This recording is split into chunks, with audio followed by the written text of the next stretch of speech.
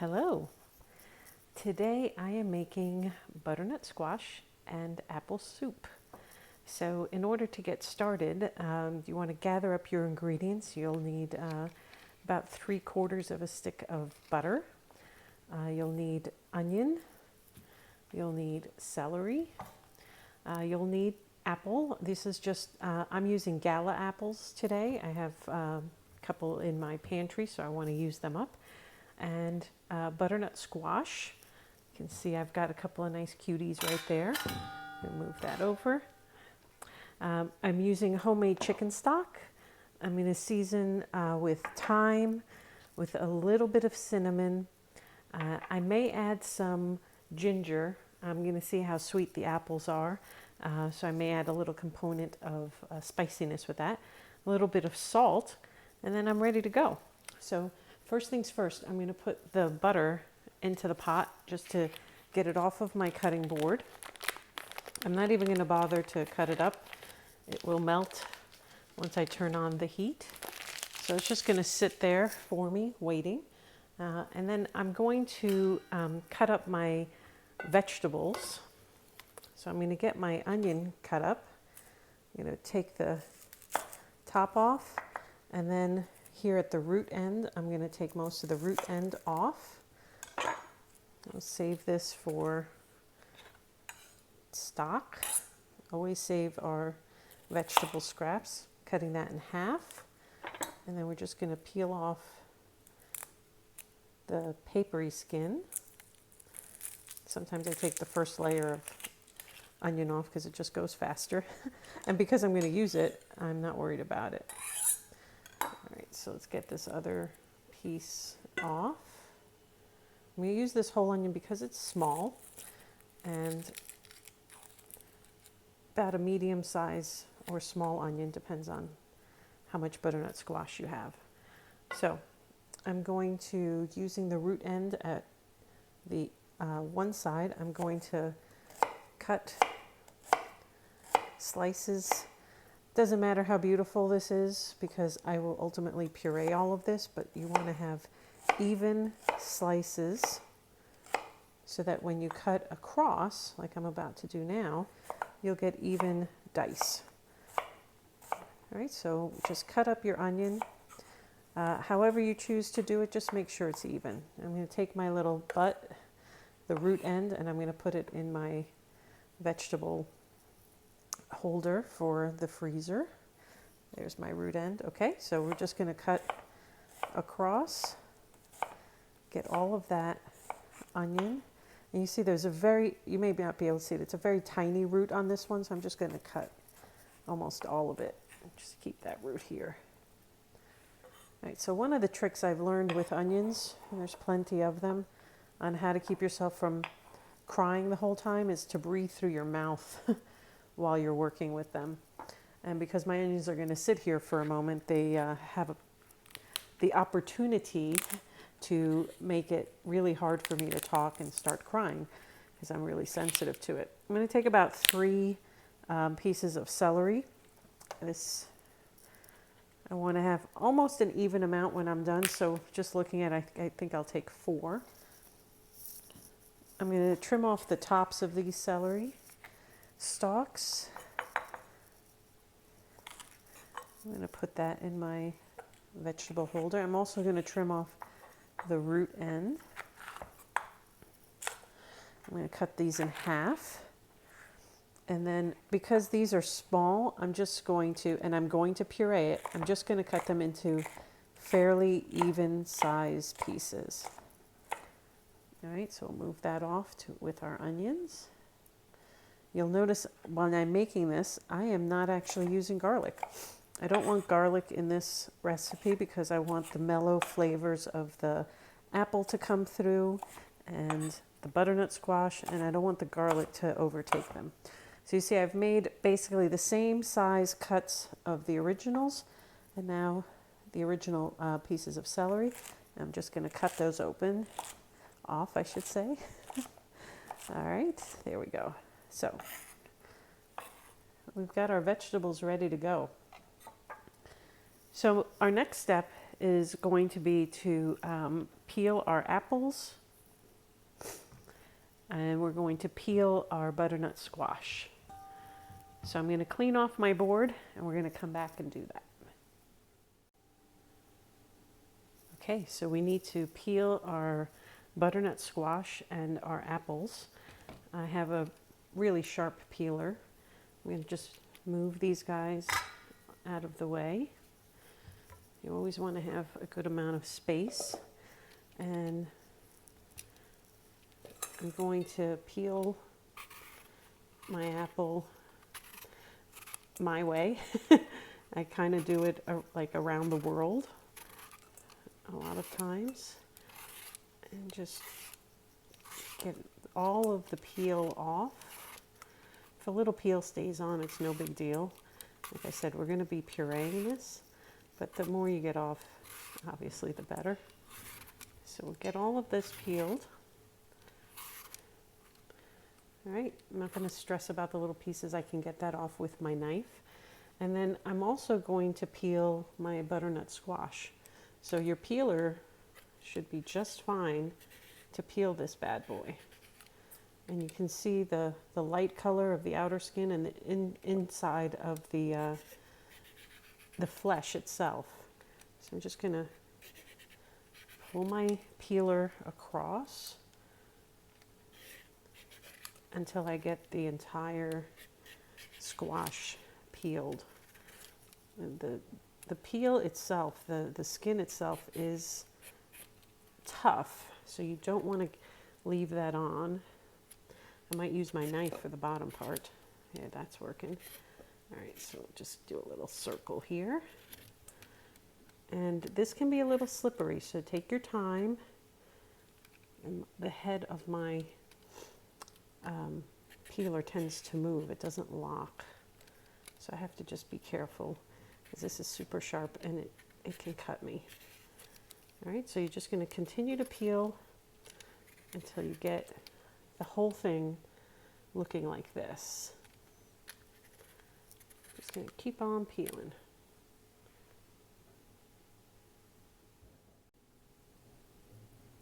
Okay, now that we have our apple and our butternut squash peeled, we're going to chop them up.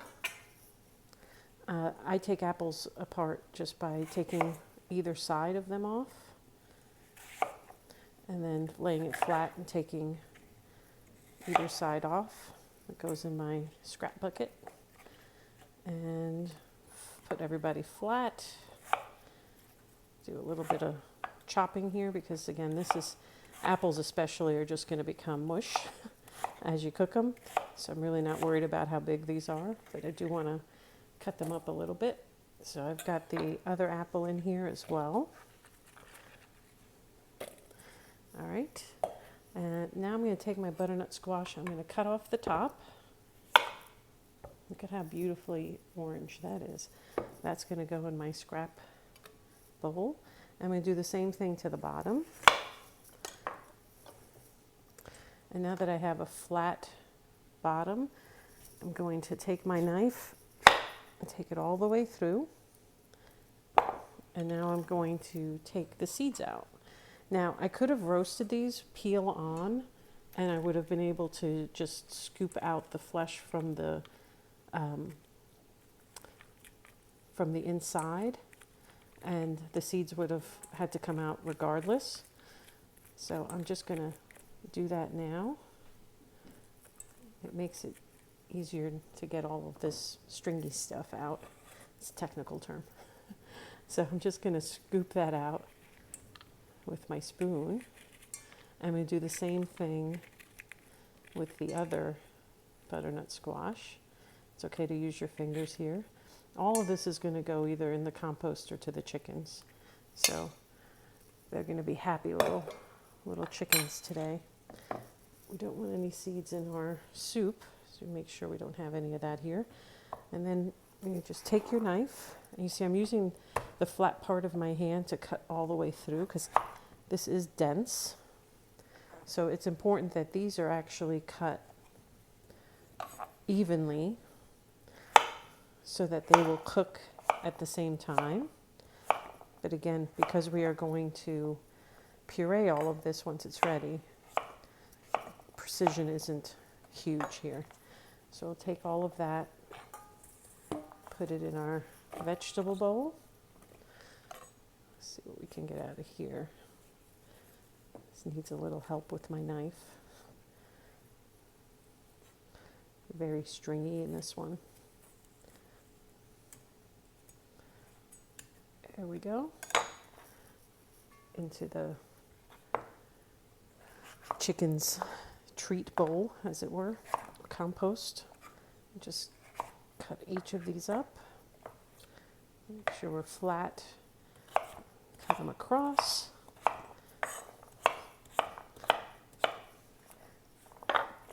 And now I just have to do that to one more butternut squash, and we'll be ready to go. All right, we've got our butter in here and we've got it melted. So now that it's foamy, we're going to go ahead and add in our onions and our celery. We're going to get that to saute for a couple of moments, just till the onions soften. Because this is going to ultimately cook a little bit, but this will help the onions start to develop flavor. In the meantime, because it doesn't matter, I'm going to start adding in my spices. So I'm going to put a dash of cinnamon in here.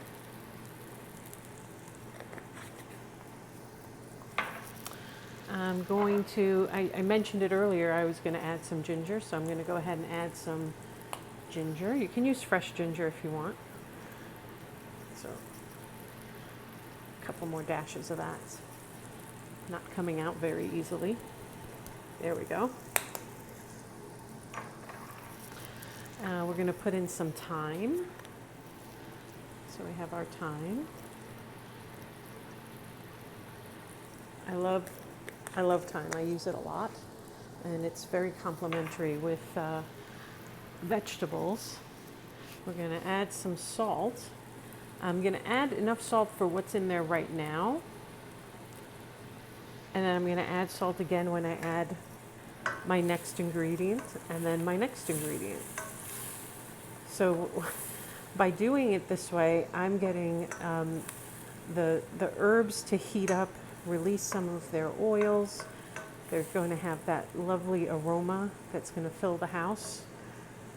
I love when I make soup and it has that lovely aroma filling the house. So once that's done, as far as softening our onions, we're going to go ahead and add the squash. Our onions have softened, so has our celery just a bit. So now we're going to add our butternut squash and our apples.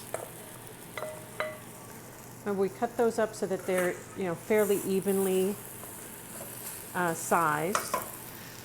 I'm going to go ahead and add a little bit of salt now to season just the butternut squash and the apple. We're going to toss this just a little bit. And that'll give me a good indication if I have enough herbs in there. With a couple of turns, I can start to see the herbs on these vegetables. I'll feel good about how much I put in here. I do this recipe a bit by feel because you don't know the size of your butternut squash when it arrives. If you get it from the grocery store and it's pre-cut, you'll definitely know.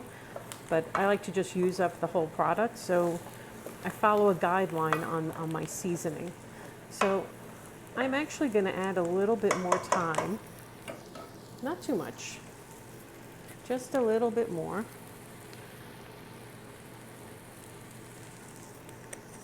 And because I did that, I'm going to add just a little more ginger.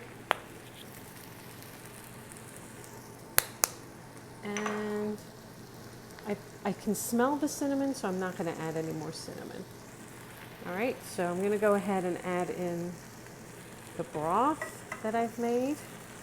And I'm going to add just enough broth to where it comes up to not fully cover, but mostly cover.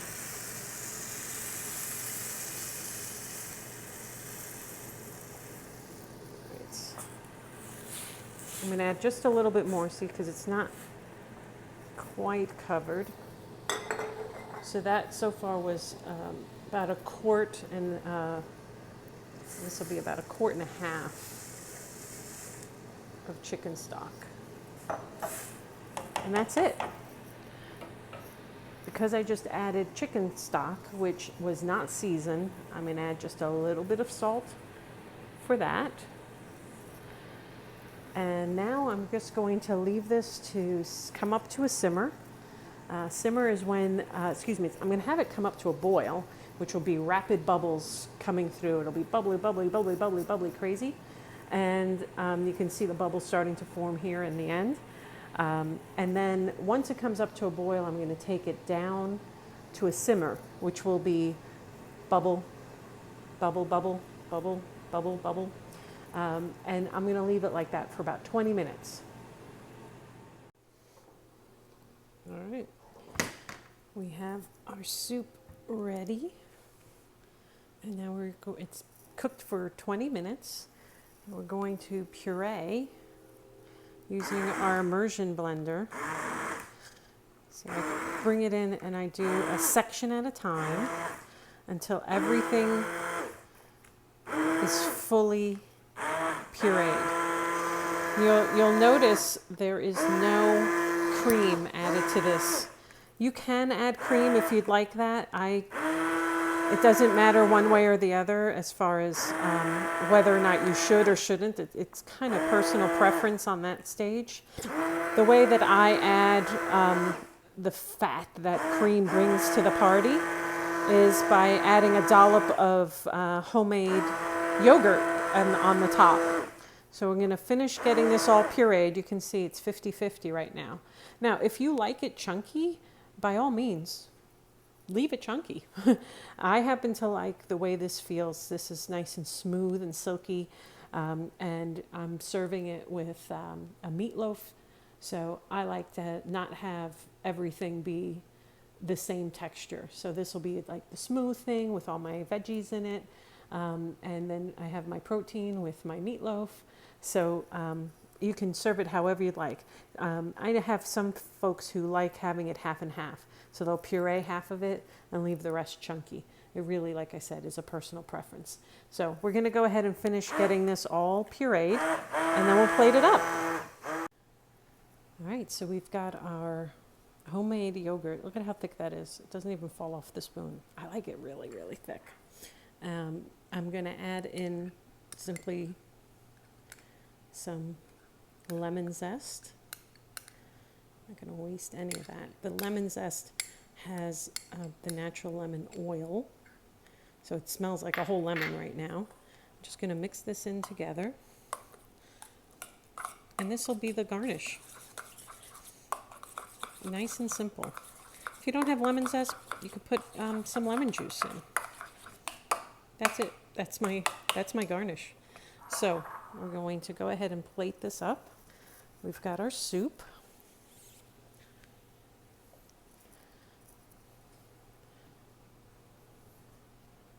See how creamy that is?